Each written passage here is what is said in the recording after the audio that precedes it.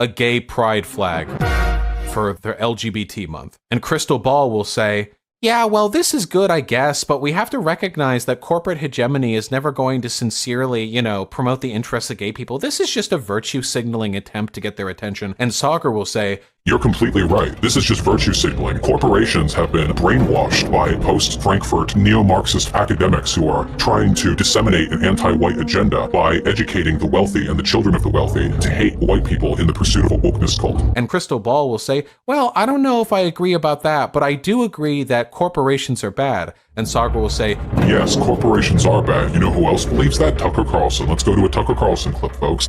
Cue 2 minutes of Tucker Carlson in the middle of a segment about how black people aren't humans, talking about how corporations are bad because they support black people, but in like an insincere way. Then they cut back to Rising. Yeah, wow, you gotta hand it to him when he says stuff that could be a right or left-leaning position that's really kind of ambiguous, And then Sagar will say, yeah, I completely agree. I really do think the insincere attempts to appeal to the interests of BLM on the part of corporations really signals how corporations are furthering the downfall of Western civilization. Really, it is nearly impossible for conservatives to imagine themselves living in the glorious, culturally hegemonous America that they once lived in back 50, 60 years ago, as long as these corporations continue to shill for anti-white agendas.